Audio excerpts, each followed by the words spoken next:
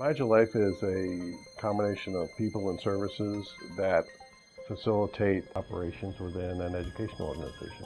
The purpose was to take this enormous amount of huge amounts of data and actually use the software and the services that we wrap around it and aggregate the data and actually get to a point where you can actually understand it, make decisions. To be able to understand your information landscape across your organization so that you can better make changes and assess and operate more efficiently.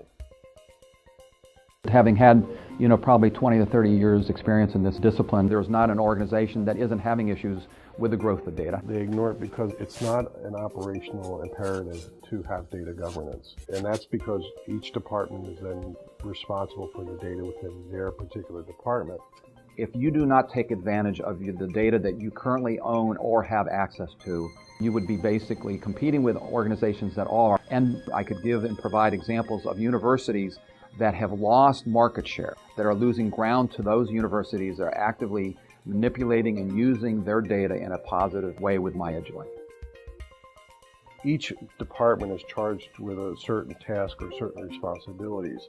And so they usually develop policies, procedures, and information structure that would support their departmental goals. Each individual silo developing these information structures, it doesn't take into consideration the other requirements of that silo next to them. Registrar versus faculty versus career services versus financial is how do they all talk to one another and how do they all communicate and operate effectively. The overwhelming amount of information that's being captured by individual silos within the institutions are often not cross-referenced to one another in support of decision-making processes. What MyEduLife software enables us to do is sit on top of all of those and map to those different databases. By scanning, mapping, integrating, and governing data within the organization. If nothing more, if you used this software and our services just for an inventory and did nothing more, it would enable the university and our customers to assess what they have. The first success is that the managers of the data at the IT level are pleased with the ability that they now have to, in a meaningful, cost-effective way, manage, measure, evaluate information. The value proposition is for the president is he's able to see one department's change as another. So if we have an increase in student population of, say, 10%, what does that impact in terms of security requirements, housing, meal services, bookstore floor space?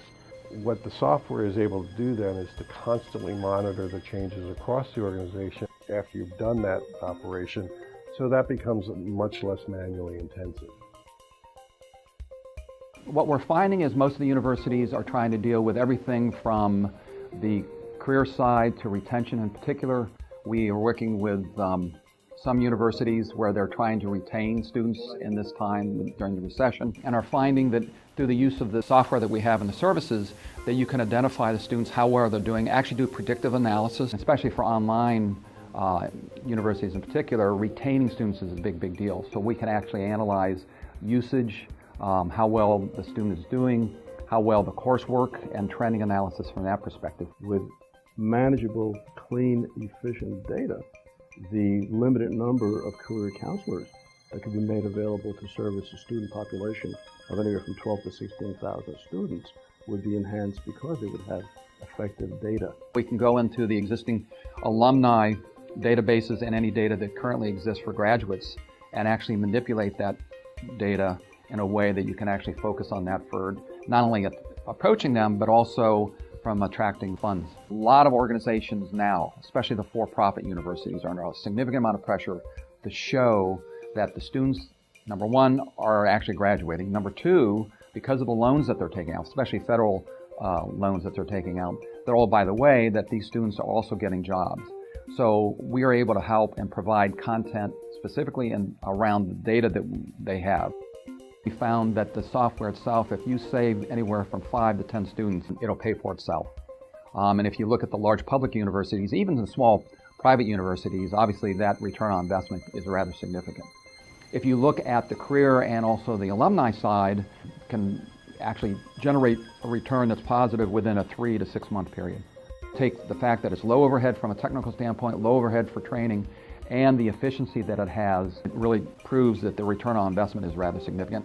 The universities and the organizations we're dealing with that actually take advantage of the software and manipulate that data in a way that they grow the customers. In this case, not only students, but parents, alumni, the university itself are seeing huge value add both from a savings and from a revenue generation. What I believe is fueling the interest in ethics and compliance today in higher education has to do with what happened with Sarbanes-Oxley back in 2002. That came about as a result, as we know, as a result of Enron, WorldCom, and then higher education had its own mishaps relative to its governing processes and the question American University, Eckerd College, et cetera, et cetera. And so those combinations have created this question of compliance and how boards are thinking about themselves as governing their universities or colleges. I think the question of ethics, the question of independence relative to board members, the question of conflicts of interest are big questions that are occurring in the higher education world today.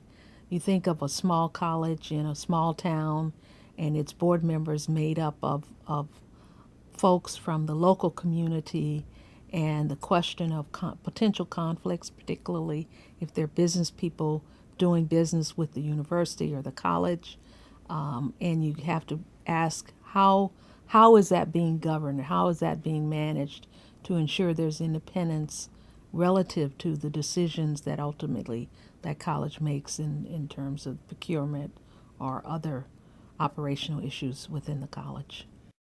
Boards have had to come up with new policies, conflict of interest policies. AGB's new policy relative to conflict and independence has been developed over the last year, and certainly will be helpful to boards as they think through the bigger question of conflicts and how their board should be operating relative to disclosures associated with conflicts. So public universities have had, and state laws have had certain laws in place, the Sunshine Law, the open meeting laws, the conflict and ethic questions that the states have provided guidance on relative to their university and college boards.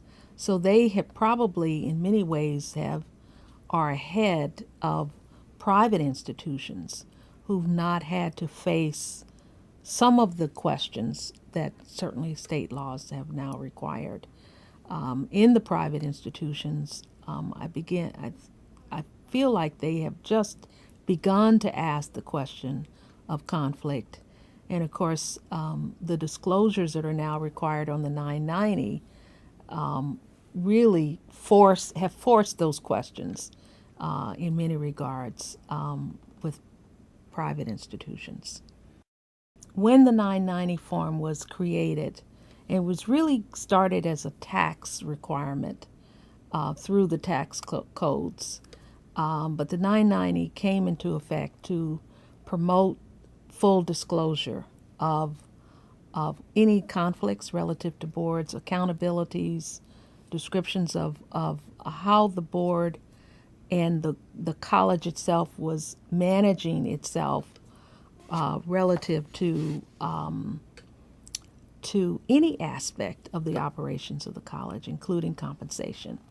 And so that forced the question of what policies were in place for conflict, what policies were in place for whistleblowing, what policies were in place for compensation practices, what policies were in place for many, many, many things.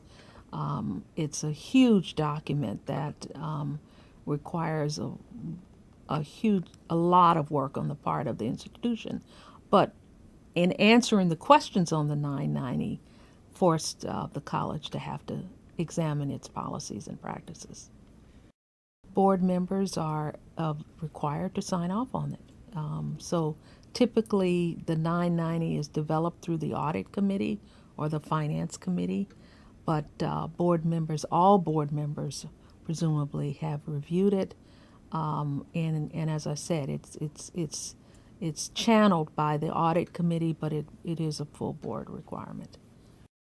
I served on a board where there was a conflict relative to the investment committee. The investment committee typically was made up of individuals who had strong investment backgrounds. Several members came onto the board who had been investing the resources of the college and using their company's processes. And we had to work through, that board had to work through how it would separate that conflict. Ultimately, the one individual that remained on the board, two were on the board, one remained on the board, and they had to divest themselves of any business relationship with the college because of the conflict policy that the board put in place. Generally speaking, I would say that this heightened ethics requirement are positive for the university and for the college.